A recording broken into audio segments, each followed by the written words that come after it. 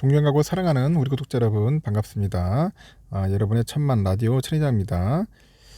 또 저녁 시간을 맞이해서 또 여러분들께 또 흥미로운 이야기를 한번 또 들려드릴까 합니다. 편안하게 들어주시면 영광으로 생각하겠습니다. 요즘 뭐 주가가 좀 많이 빠지네요. 보니까 생각외로 산타랠리 올 줄 알았는데 산타가 도망간 건지 숨은 건지 나타나진 않고 계속 지금 공포랠리가 오고 있어요. 지금 계속 주가 빠지고 있고 이상하게 살 때마다 떨어지네. 살 때마다 짜증이 나죠. 짜증이 날 겁니다. 뭐 삼성뿐이 아니고 대부분 종목도 지금 아주 안 좋아요. 썩 좋지 않고 힘듭니다. 자꾸 뭐 경기 침체 온다고 막 그러다 보니까 요즘 개미들도 예전같이 이제 막 매수하려고 하지 않아. 기회 되면 빨리 떠나고 싶어하는 것 같아. 털고 싶다. 손 털고 싶다는 개미들이 상당히 많습니다. 이럴 때일수록 어떻게 해야 할지 상당히 고민되죠. 고민될 수밖에 없을 겁니다. 여기 정신 똑바로 차리고 우리도 잘 버텨 나가야 돼요, 여러분. 이럴 때일수록 우리 같이 합심해가지고 으쌰으쌰 해야 돼. 이 멘탈 나가면은 힘들어요. 응? 절대로 쉽지 않다. 절대로 쉽지 않다. 여러분들 꼭 말씀드리고 싶고 지금 보니까 우리가 월배당에 대해서 이야기해요. 월배당. 월배당에 관련된 그 이야기들이 많고 그런 ETF들도 좀 있어요. 천혜장도 조금씩 모금 있어요. 배당이라니 ETF 모으고 있는데 한번 저도 이제 뭐 재미 삼아서 이게 모읍니다. 뭐든지 뭐 약간의 재미는 있어야 돼요, 여러분. 한꺼번에 막 하지 말고 조금씩 모아가는 재미로 하시면 됩니다. 여러 종목들이 있으니까 한번 제 이야기를 들어보세요. 일단은 약세장 속에서 수익 실현이 어려운 우리 투자자들한테는 이렇게 월세처럼 매월 이 분배금, 이게 배당금 이렇게 하죠. 보통 거의 비슷한 뜻인데 이게 지급되는 그 ETF에 높은 관심을 현재 보이고 있어요. 그러다 보니까 이제 자금이 이제 급속도로 몰리더라. 자금이 몰리는 거야. 자금이 몰리더라. 지난 6월이죠. 첫 등장한 월배당 ETF의 순자산 규모가 벌써 6개월 만에 7천억 정도를 돌파해서 7천억을 돌파를 했고 이달 들어서 벌써 불과 이틀 만에 400억 원이 넘는 투자금이 유입되네. 400억이 넘는 투자금이 유입되는 인기를 끌고 있더라 그런 거죠. 한국거래소에 따르니까 지난 9월이죠. 중순까지 10개였던 국내 상장 월배당 ETF가 이제 10월 말에 13개였어요. 벌써 11월 말에 16개로 빠른 속도로 증가를 하더라. 벌써 11월 16개 빠른 속도로 막 증가를 하고 있는데 월배당 ETF의 순자산 총액 증가폭도 상당히 가파르다는 거죠. 상당히 가파르다. 지난 9월 말 기준 했을 때 4,170억 정도였던 그 월배당 ETF 순자산 총액이 벌써 한 달 만에 10%나 늘어났어. 10.3%. 그래서 4,559억 정도 됩니다. 4,559억 9,900만 원. 거의 4,600억이네. 4,600억. 그렇게 보시면 될 것 같습니다. 지난달 30일에 7,020억 정도였는데 벌써 전월 대비했을 때 무려 52.7%나 증가를 했다. 많이 들겠다. 그러면서 근데 개미들이 이제 많이 사는 거야. 이거 괜찮네 싶어가지고 줍줍을 하고 있더라고요.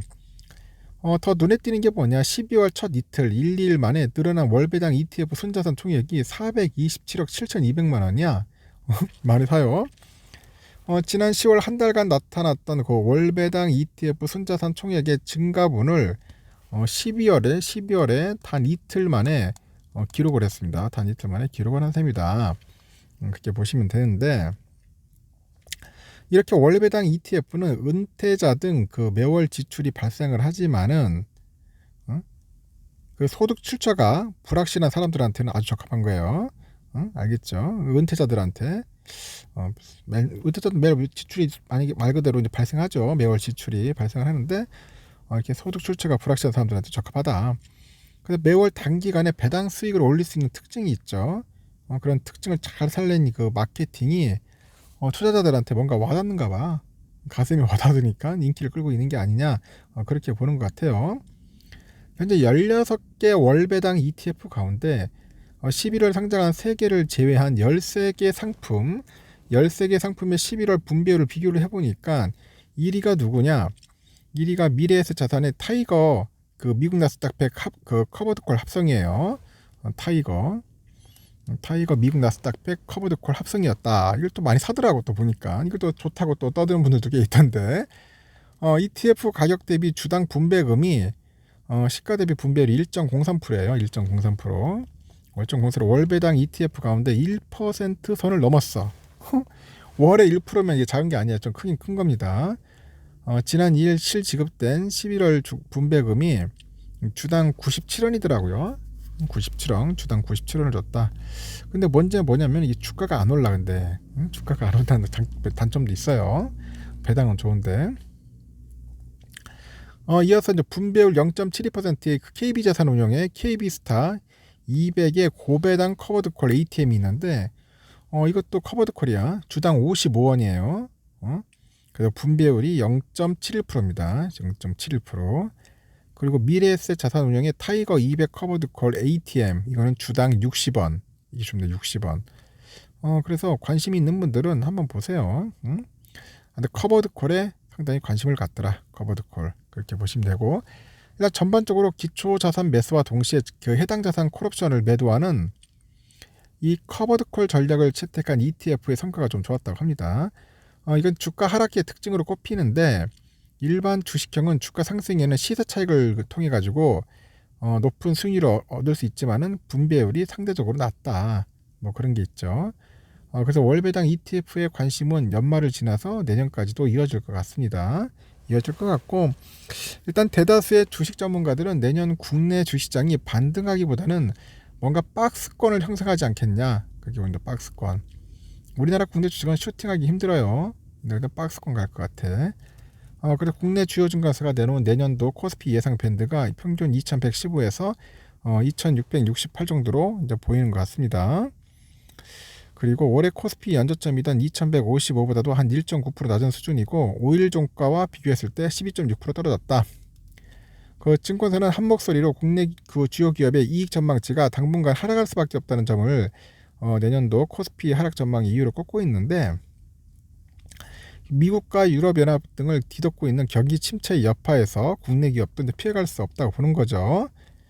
그래서 2023년 코스피 순이익 증가율 그 전망치는 11월 현재 기준 마이너스 1.5%라는 점을 감안해가지고 내년 코스피 지수를 전망을 하는 것 같습니다. 그래서 일단 주식장에서 수익을 올리기 힘든 투자들이 안정된 수익을 기대할 수 있는 곳으로 집중하고 있는 게 바로 월배당 ETF가 아니냐, 뭐 그런 이야기들이 있는 것 같습니다. 월배당 ETF. 그래서 저도 우리 천사모 단톡방에 보니까 많은 분들이 하고 있더라고요. 이렇게 뭐 커버드콜 쪽 하시는 분도 있고, 코덱스의 뭐 미국 배당 프리미엄 액티브 이것저것 하는 것도 있어요. 이것도 보니까 시가 대비 분배율이 0.5% 정도 되더라고. 근데 수수료가 좀 비싸. 수수료가 한 51원 주는 것 같아요. 이 표를 보면 나와 있어요. 그리고 이제 타임 폴리드죠. 코리아 플러스 배당 액티브, 이것도 한 51원 주네요. 51원 준다. 그리고 코덱스 TS 일본 리츠도 좀 많이 주는 것 같고, 아니 요즘 나온 거 있죠. SOL 있죠. 소울, 이것도 좋아요. 미국 미국 다우존스 뭐 배당도 있는데 이것도 좀 주는 것 같더라고.